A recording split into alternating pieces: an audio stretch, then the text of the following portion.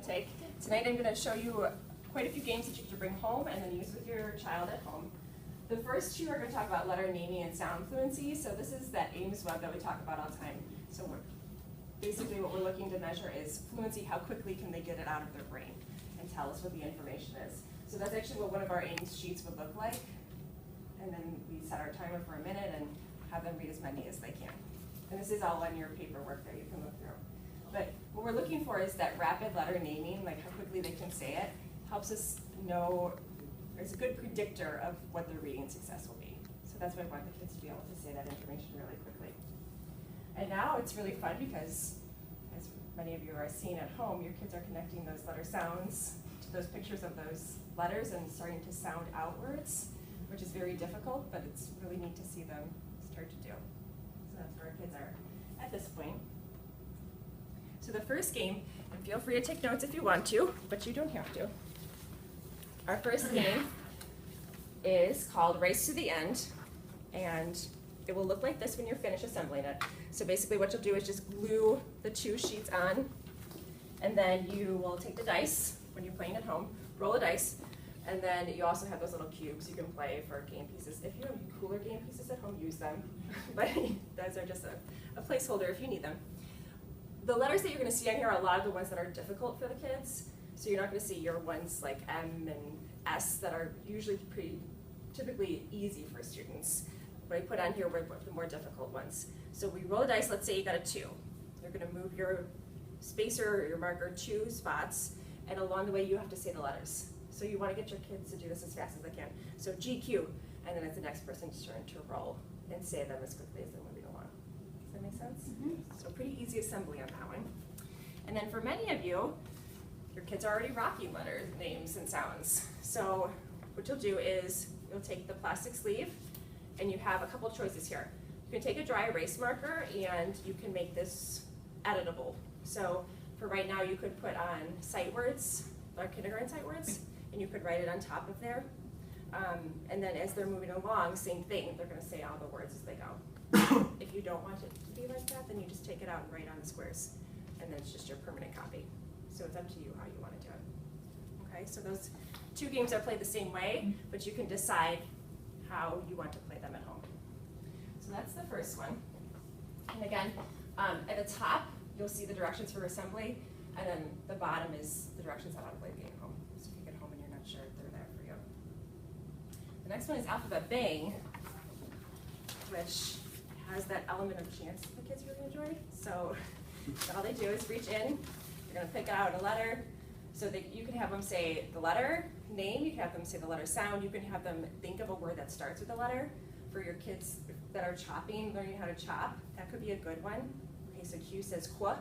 Think of a word that starts with qua. That's a really hard one. But it's a good challenge for them to start to tune into that beginning sound in words. So you can play that way. If they pull out a bang, then they have to put all their cards back in. Set a time limit for this one, otherwise it goes on forever.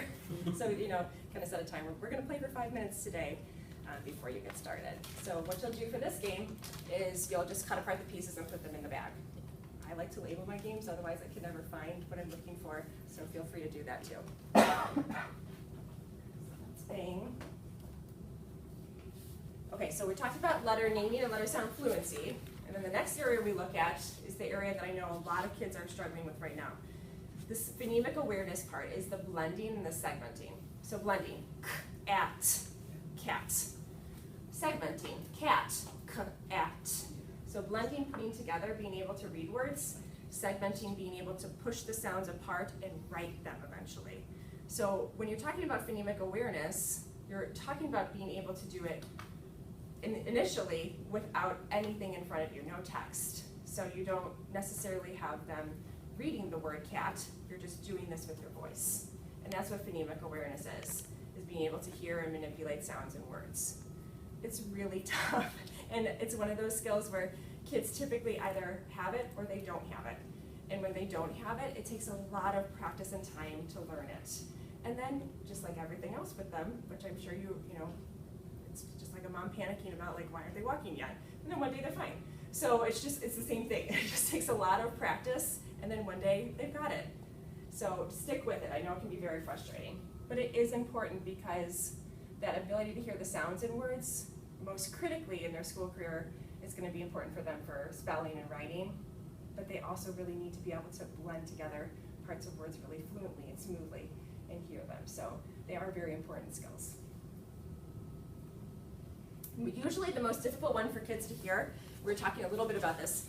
Right now they probably really have that beginning sound pretty easily, and some of them can even do the last sound pretty easily, especially if you help them kind of get there, like if it's dog, kind of, using your hand to get them to the end. Sound would be your next step. So first sound, you want to make sure they're really secure on that.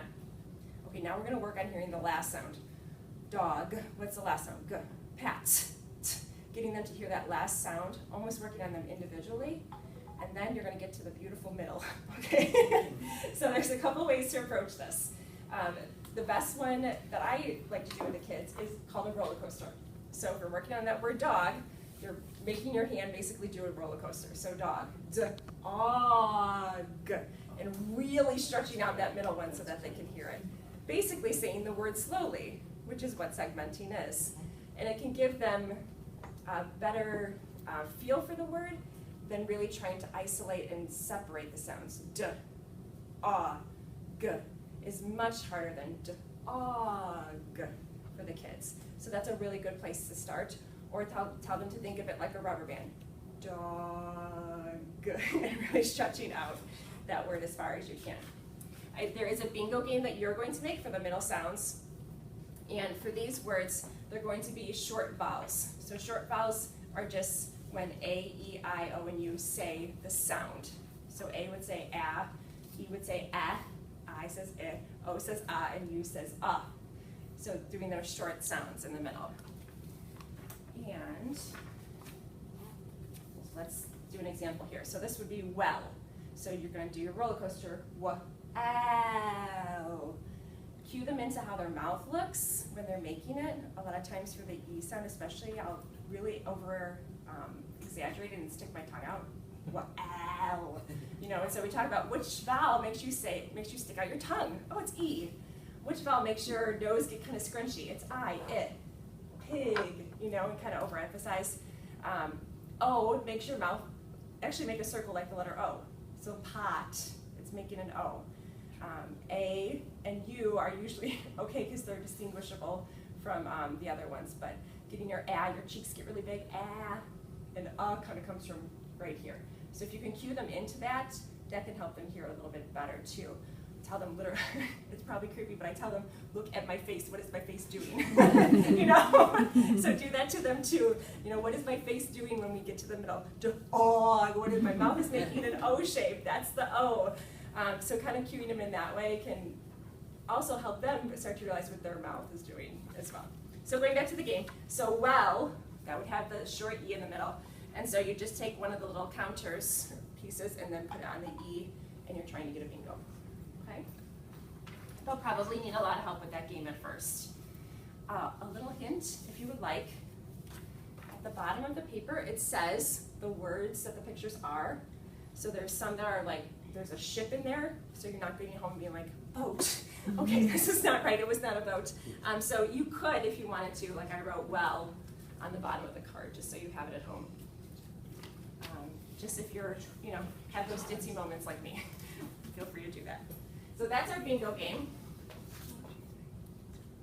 And then the sound game is a little bit more difficult. So this is where you're getting into the actual real segmenting, the real chopping of the words, okay?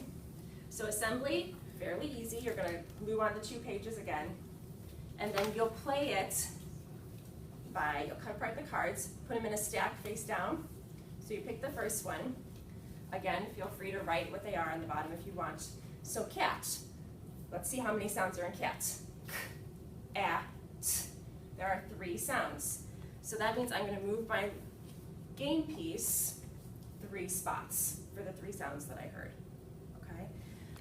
At first when you play this game, you really want to look through your cards and just keep stacking them up over and over again as they run out, but some of these are very difficult.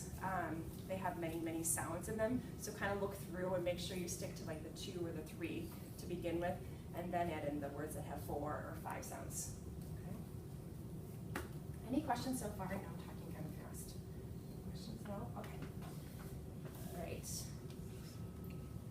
Okay, and then our last topic to talk about is sight words, which is what a lot of your kids are working on as well. So they're really becoming readers. When we talk about sight words, you'll hear, and moving on through your school career with your kids, as many of you know, you'll hear sight words, Dolch words. You'll also hear high frequency words. They all mean the same thing. So they're just words that we see a lot of in print. And usually these words, especially the Dolch words, there's 220 of them, and that makes up 50 to 70% of what you read.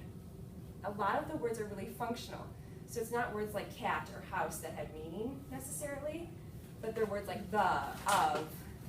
So they don't always have like a picture that you can show them and say, this is what the word means. And I think that makes it more difficult for our kids to grasp because they're figuring out the word connection in the book, and it's very, what does that mean? Trying to have that concept is really difficult for our kids. Also, a lot of the spellings are often very incorrect phonetically. So our kids have just learned how to sound out words, and they're so excited about it. And now you're telling them, well, that one you can't sound out. So for them, it's kind of a shock a lot of times of, how do I approach this word I don't know in the book? And I always tell the kids, it's either going to be a sound out word or it's going to be a word that you just have to know. So please, at home, don't have them sounding out the, don't have them saying because it's going to make no sense to them. You're just going to say, this is a word, it doesn't follow the rules that we know so far, and so we just have to know. T-H-E spells the. And you're just going to say T-H-E the, T-H-E the, T-H-E the, over and over again until they can really grasp those words and really make a connection to it. It's very difficult, especially some of our kindergarten sight words, where and want and what. Oh my goodness, those words look the same to kindergartners. The shape of them, the letters in them, they look very, very similar. So a lot of those words can be very difficult to master for our kids. So you've got a couple games here. Skunk is very similar to bang. So the same element of chance, you're reaching in, you're picking out a word, reading the word. If you have the skunk card, which the kids think is very funny, then you put your words back in. There are more words that I gave you than the kindergarten words. So there's a star in the corner, if it's a kindergarten sight word that we practice here in Spencer Trail. But then I also gave you some to carry you over the summer or first grade. Okay, so that's that game. And then the game that I most enjoy, and I think your kids will too, and I apologize in advance if this gets out of control, but we have sight word smack. So you'll have these little bees, and then you'll lay them out. Choose how many you want. You can, if your little one's working on the first set of their sight word reading, then just put those out. If they've got all 37, put all of them out. And what you'll do is you'll call a word, and then they have to take their fly swatter and smack it. Very fun. So when they get to the point where you're calling them out and they can recognize them all, you want to switch and make it harder.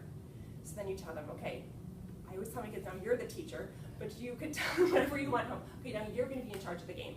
So now you tell me the word that you want me to find, or that you want brother or sister to find, or whoever at your house. And then they're going to call out the word, and that person has to smack it.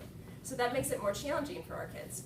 It's very natural for them to be able to recognize something first and not have to say it. So they're going to know words in their head before they can actually come up with what the word is. We call that receptive.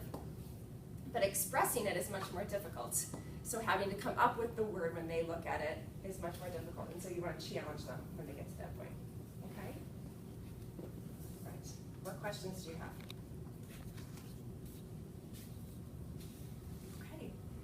So one more thing before we close up shop here. I want to thank you for coming tonight. You have plenty of time to work, but before you leave, there are pre-made laminated games by the front door. So pick one of those on your way out to bring home. Okay? And then if you have any questions while you're working, let me know. All of the materials are up on the counter, so you're just going to kind of pick and choose, and then add to your bag as you finish games. Okay? All right. Thank you.